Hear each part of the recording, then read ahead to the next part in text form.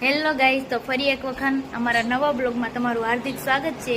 તો આજે બ્લોગ બનાવવામાં થોડુંક મોડું થઈ ગયું છે અને 11 વાગી ગયા છે અને આપણે અંકિતા હાટુ સિલાઈ મશીન લાવ્યા છે અને તો આપણે સિલાઈ મશીનનું મુહૂર્ત કરવાનું છે અને જો અમારું ટેણિયું સૂતું રમે છે।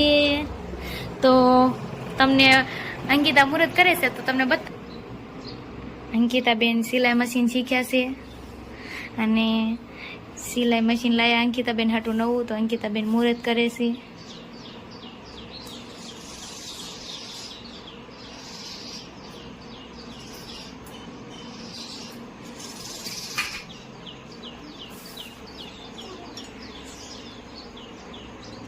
અને મશીન ચાલુ કરીને સૌ પ્રથમ આપણે રામાપીરની ધજા સીવાની છે। અંકિતાબેન રામાપીરની ધજા સી નાખે પછી આપણે રામાપીરે છે ને ધજા ચડાવવા જવાનું છે।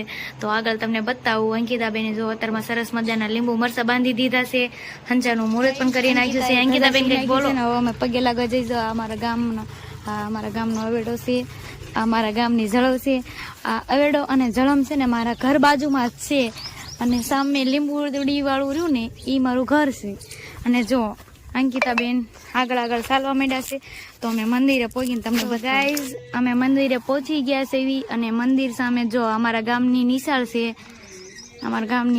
છે, અને સામે રામાપીરનું મંદિર છે। અમે મંદિરે પહોંચી ગયા છે એવી, અને આ સરસ મજાનું રાજપરાનું તળાવ છે, તળાવના કાંઠે અમારા રાજપરાનું મંદિર છે। અને સામે જો મયો અને મારા મામાનો દીકરો પારસ બંને આવી ગયા છે। તો આપણે શરીફળ વધેરશું અને રામાપીરના દર્શન કરવી અને તમને પણ દર્શન કરાય। તો અમે મંદિરે પહોંચી ગયા છે એવી, અમારા રાજપરાનું મંદિર છે અને અંકિતાએ ધજા સી નાખી છે અને અંકિતાએ રામાપીરને ધજા પણ ચડાવી દીધી છે અને અહીંયા શરીફળ વધેરો છે।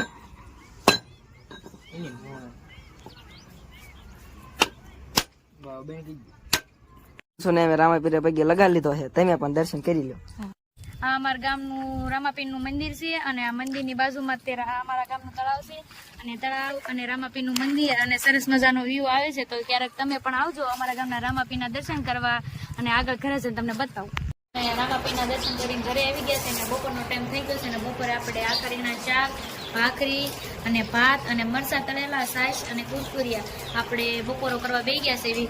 તો બપોરો તો ગાઈઝ આપણે મંદિરે ગયા હતા એટલે બપોરે જમીન સૂઈ ગયા હતા અને પછી સૂતા સાંજ થઈ ગઈ હતી।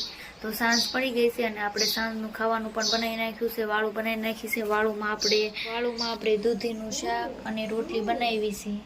તો હું હવે વાળું કરવા બેસી ગઈ છું અને તમે બધા પણ વાળું કરી દેજો અને આ બ્લોગ આપણે અહીંયા પૂરો કરવી છે અને નવા બ્લોગમાં મળશું। અને જો તમે નવા હોય તો સબસ્ક્રાઈબ કરી દેજો અને બ્લોગ કેવો લાગ્યો કોમેન્ટ કરીને બતાવજો અને લાઈક કરજો, શેર કરજો। આપણે નવા બ્લોગમાં મળવી, બાય બાય।